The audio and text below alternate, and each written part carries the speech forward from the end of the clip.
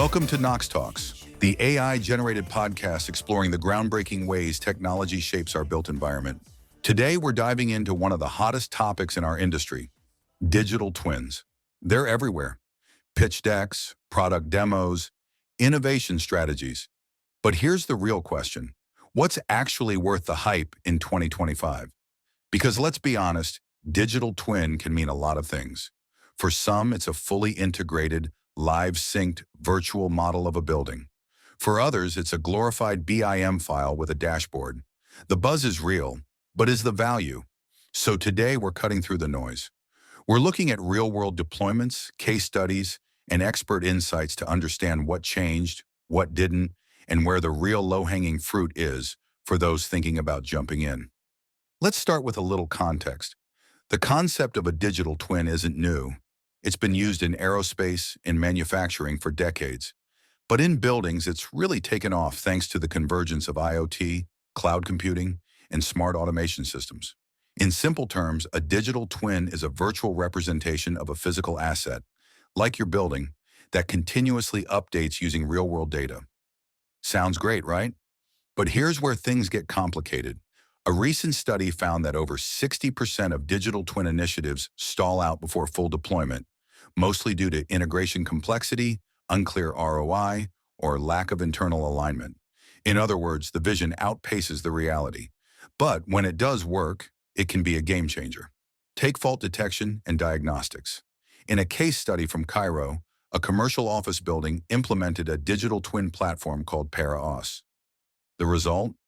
Notable improvements in energy efficiency, occupant comfort, asset reliability, and sustainability. By unifying diverse systems within a centralized platform, they achieved significant reductions in energy consumption and improved air quality. Others point to design optimization. One mechanical engineer used a twin to simulate different HVAC retrofits before committing to a strategy, saving thousands in potential rework. That's one of the real superpowers of a twin.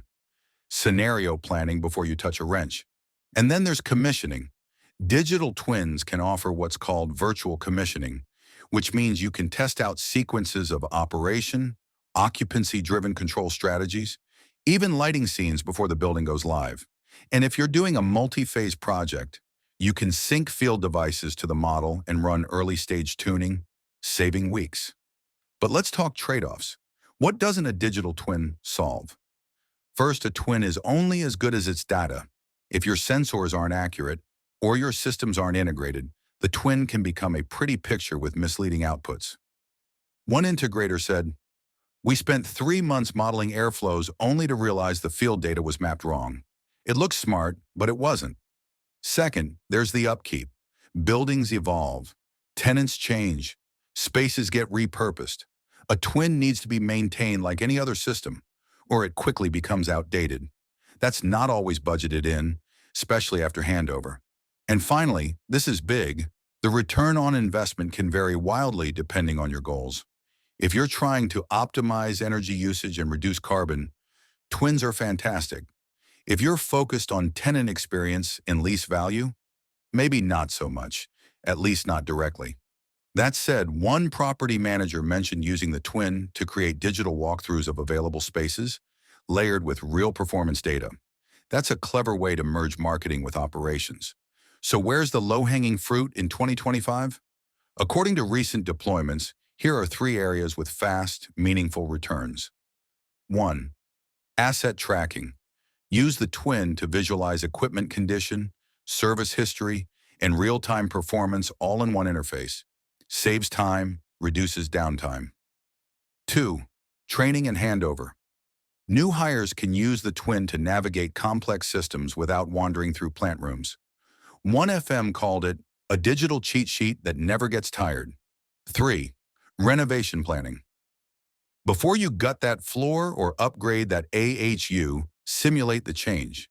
It beats finding out you missed a dependency after install day. Bottom line? Digital twins aren't magic, but they can be transformative. The trick is to start small, tie it to real operational goals, and make sure your data foundation is solid. The bells and whistles will follow. Works cited and additional reading are in the show notes.